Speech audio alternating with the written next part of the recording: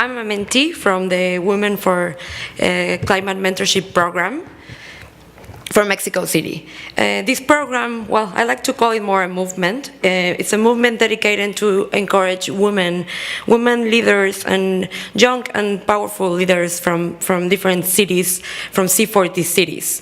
Right now, 10 projects from Paris and 10 projects from Mexico City has been already selected, and they're already working under this program. And the cities of Montreal, Quito, and London are already on the application process of selecting their 10 first projects. But this program is supposed to grow up. I heard this morning that Athens is joining as well. So we will have many projects supported by this mentorship program. I have a picture here from the last C40 conference of Women4Climate taken in Mexico City last month, where we all met together, matching mayors, private businesses, international organizations, civil societies with these projects in order to strengthen the work of these women selected and their projects. So during the program, a mentor is assigned to each project depending on their specific needs. So for example, I received legal advice from a very important firm. Another project is connected maybe to someone in the media. So we are assigned different mentors for 10 months to develop our projects, but we also receive workshops on communication, negotiation, finance, and also individual training. So each project receives different things, but we also have together conference, and we also match projects city to city. So I am matched already with a person doing a similar project in Paris, for example. I will talk about my project, but first I will like to show you the missions of Mexico City, it's just for you to understand what's going on in a big city like Mexico. There is a baseline show here.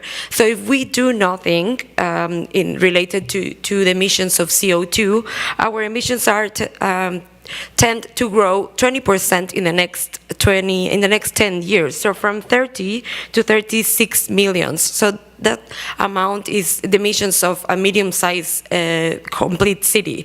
So that's a lot. And the city action plan already has a goal to stay under 31 million tons of CO2. For that, the actual climate change plan has 7 strategies, and the first one is energy transition. Why? Because 80% of those emissions come from the energy sector, including transport. So this is mainly the motivation of my project. The government is already doing a lot on financing solutions, mainly of course, because on public infrastructure. As you know, they have raised already 2 bonds, one green bond and one sustainable bond. And I know very well the first bond, the green bond, and it's mainly invested in projects, in energy efficiency projects. And so this responds many of the questions on what are the solutions right now, and what are the most attractive solutions for this kind of finance. But my project is not related to public infrastructure. It's about private infrastructure and private investment. So the name is, it's a fund for energy efficiency technologies. I am an engineer, and I have been doing energy audits in the last years in my past work to many type of industries and buildings, and I have found an amazing opportunity on aggregating projects and mitigating big amount of emissions if we aggregate them and we get investment. So this is a way of, this is a mechanism of aggregating these projects and move capital investment to high impact solutions, but in a small scale, so in small projects. The fund emphasis in giving loans to small and medium enterprises as a way to create a capital for them, so to all levels of companies.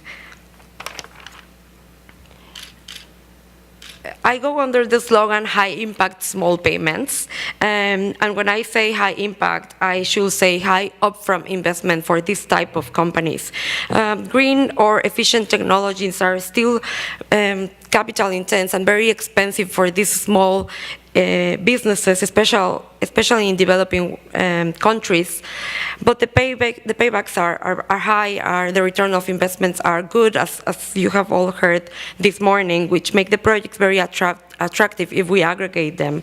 So the idea is to have a portfolio classified by technology, because the technologies, they have very different characteristics, such as lifespan, savings. They can also be electric savings or fuel savings, return of investment, risk. These are different characteristics that can make different projects and we can give different interest rates for these projects.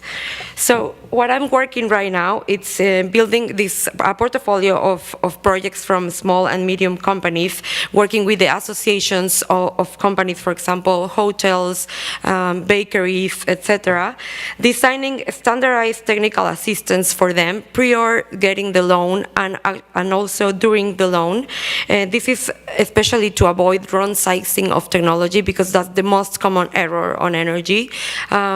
We buy sometimes more lighting than we need. We install pumps, bigger pumps that we need, so we spend more energy just because wrong sizing on the planning of the project. So this is to avoid and de-risk that, and also to give assistance to the people from the companies, so the assets won't become a stranded asset in some periods, so they know how to operate them, because we can invest in very efficient buildings, but if we don't operate it, they are smart, they have controls. If we don't operate them in the right way, we won't create the savings that will pay the loans. So this is technical assistance is very important, and this is also going to be designed by technology.